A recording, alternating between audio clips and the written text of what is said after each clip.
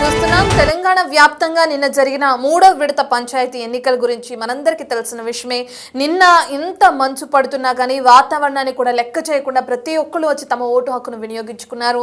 చిన్న వాళ్ళ దగ్గర నుంచి అంటే 20-21 ఇయర్స్ ఉన్న వాళ్ళు కూడా ఇప్పుడు అంటే నిన్న నమోదైన ఓటు పర్సంటేజ్ ఎక్కువగా వాళ్ళు కూడా ఓటు హక్కు వినియోగించుకున్నట్లుగా కూడా అధికారులు తేల్చారు. అలాగే వృద్ధులు కూడా ఎవరు వెనకడుగు వేయకుండా ప్రతి ఒక్కరు తమ ఓటు హక్కు వినియోగించుకున్నారు. ఇక ఫలితాలు కూడా రావడం, అందులో కాంగ్రెస్ ముందంజలో ఉండటం, బీజేపీ బీఆర్ఎస్ గట్టి పోటీ ఇవ్వటం ఇవన్నీ మనకు తెలిసిన విషయాలే. ఇక అందులో భాగంగా చాలా వరకు చాలా ప్రాంతాల్లో ఒక్క ఓటు తేడాతో గెలుపొందిన అభ్యర్థులు చాలా మంది ఉన్నారు. అందులో భాగంగా ఇప్పుడు మనం బిగ్ టీవీ స్క్రీన్ పైన చూస్తున్నాం. ఒకే ఒక్క ఓటుతో సర్పంచ్ సుష్మా రాణి సర్పంచ్గా గెలవడం జరిగింది. తనకు సంబంధించిన విజువల్స్నే మనం బిగ్ టీవీ స్క్రీన్ పైన చూస్తున్నాం. హోరాహోరీ జరిగిన ఈ ఎన్నికల్లో ఒక్క ఓటు తన తలరాత మార్చిందని చెప్పుకోవచ్చు. అయితే ఈ ఒకే ఒక్క ఓటుతో 11 మంది సర్పంచులు గెలిచారు. అందులో ఈవిడ ఎవరైతే సుష్మా ఉన్నారో తను కూడా ఒకరు. మొత్తం 329 ఓట్లతో పోలైన ఓట్లు 293 సుష్మాకి, స్వాతికి చెరో 142 ఓట్లు రావడం జరిగింది.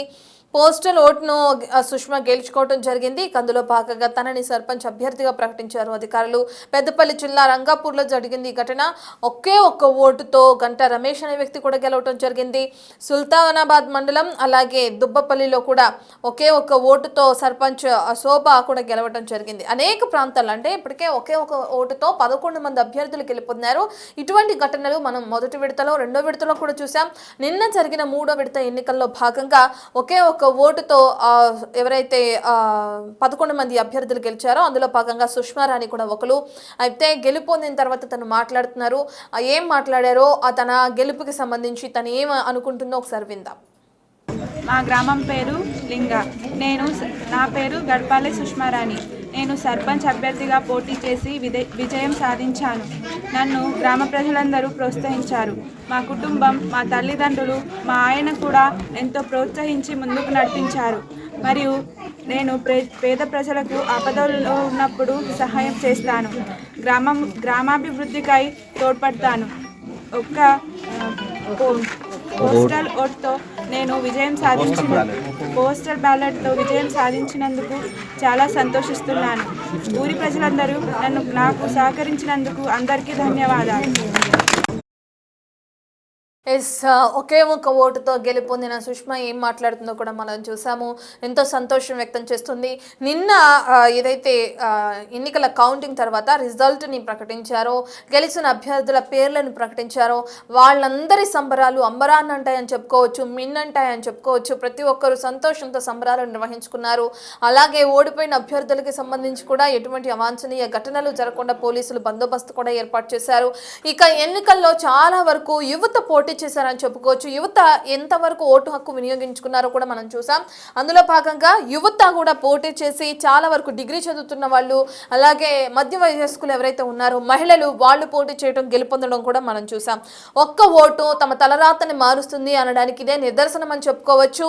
ఇప్పుడు అదే ఒక్క ఓటు తేడాతో తన సర్పంచ్గా గెలుపొందారు. దీనికి సంబంధించిన డీటెయిల్స్ అందించడానికి మా ప్రతినిధి ఇర్ఫాన్ అందుబాటులో ఉన్నారు. ఇర్ఫాన్, మనం చూస్తున్నాం నిర్మల్ జిల్లా బైంసా మండలంలో ఒకే ఒక్క ఓటుతో సుష్మా రాణి ఏ విధంగా అయితే గెలుపొందిందో కూడా చూస్తున్నాం. తను ఆనందం వ్యక్తం చేయడం కూడా చూస్తున్నాం. ఎలా చూడొచ్చు అంటారు దీన్ని? ఇప్పటికే గెలుపు ఎవరైనా అయితే వరించిందో వాళ్ళు సంబరాలు కూడా చేసుకోవడం కూడా చూస్తున్నాం. ఏ విధంగా ఉంది అసలు మొత్తం పరిస్థితి? ఒక్క ఓటు విజయాన్ని నిర్దేశిస్తుంది అంటే ఆ అభ్యర్థి తలరాతని మారుస్తుంది అని అంటే దీనికి ఇదే నిదర్శనంగా చెప్పవచ్చు.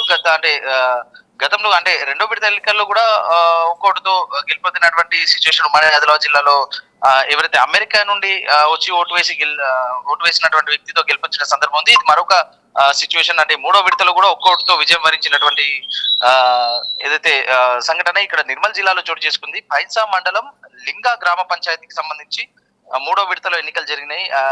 అయితే నిన్న జరిగినటువంటి మూడో విడత ఎన్నికల్లో సర్పంచ్ గా గడపాలే సుష్మా రాణి ఒక్క ఓటుతో విజయం సాధించారు. అయితే సుష్మా రాణికి 142 ఓట్లు వచ్చాయి. ప్రత్యర్థికి కూడా సమానమైనటువంటి ఓట్లు పోలయ్యాయి.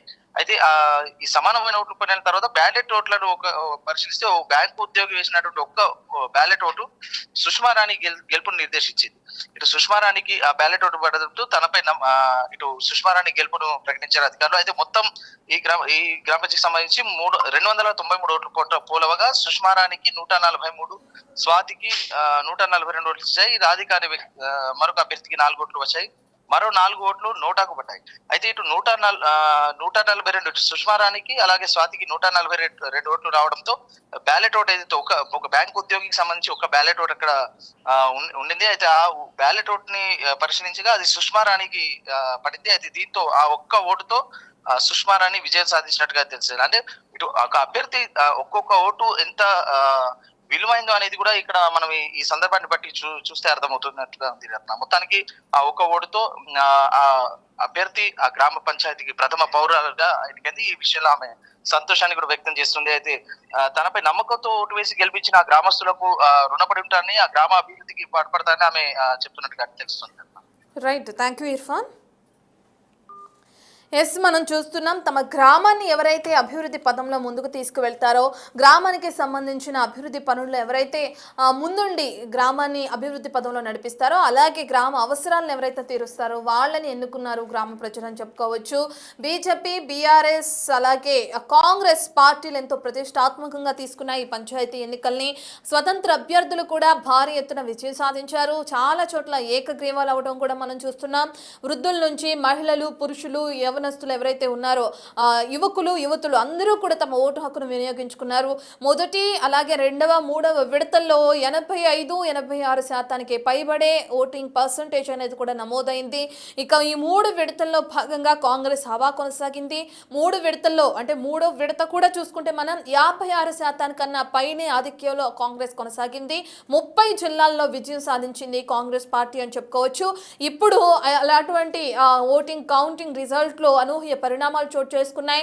అత్త మీద కోడలు పోటీ చేయడం, మామ మీద కోడలు పోటీ చేయడం, అలాగే తండ్రి కొడుకులు పోటీ చేయడం మొదటి 2 విడతల్లో కూడా మనం చూసాం. ఇక ఎవరైతే ఇందాక మనం చెప్పుకున్నట్లుగానే మధ్య వయస్కులు ఎవరైతే ఉన్నారో మహిళలు, వాళ్ళు కూడా పోటీ చేసి విజయం సాధించిన ఘటనలు కూడా మనం ఈ 3 విడతల్లో చూసాం భారీ ఎత్తున. ఇక అటువంటి ఘటన ఇదని చెప్పుకోవచ్చు. ఇందులో భాగంగా రిజల్ట్లో మరీ ముఖ్యంగా చెప్పాలంటే ఒకే ఒక్క ఓటు తేడాతో తన తలరాతని మార్చుకున్నారని చెప్పుకోవచ్చు. మహిళలు భారీ ఎత్తున పోటీ చేశారు. అందులో భాగంగా ఇప్పుడు మనం చూస్తున్నాం స్క్రీన్ పైన ఎవరైతే ఒకే ఒక్క ఓటుతో తను సర్పంచ్ పదవిని కైవసం చేసుకుంది అని చెప్పవచ్చు. ఇక గెలిచిన తర్వాత తన సంతోషం కూడా వ్యక్తం చేస్తున్నారు. సర్పంచ్ పదవి చేజిక్కిన తర్వాత గ్రామాన్ని అభివృద్ధి పదంలో నడిపిస్తాను అంటూ కూడా తన ఆనందాన్ని వ్యక్తం చేయడం కూడా మనం చూసాం.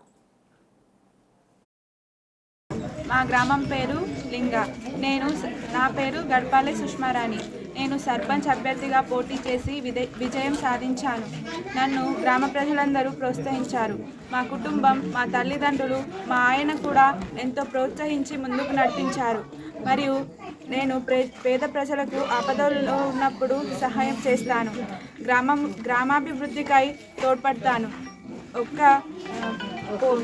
పోస్టల్ ఓట్తో నేను పోస్టల్ బ్యాలెట్తో విజయం సాధించినందుకు చాలా సంతోషిస్తున్నాను.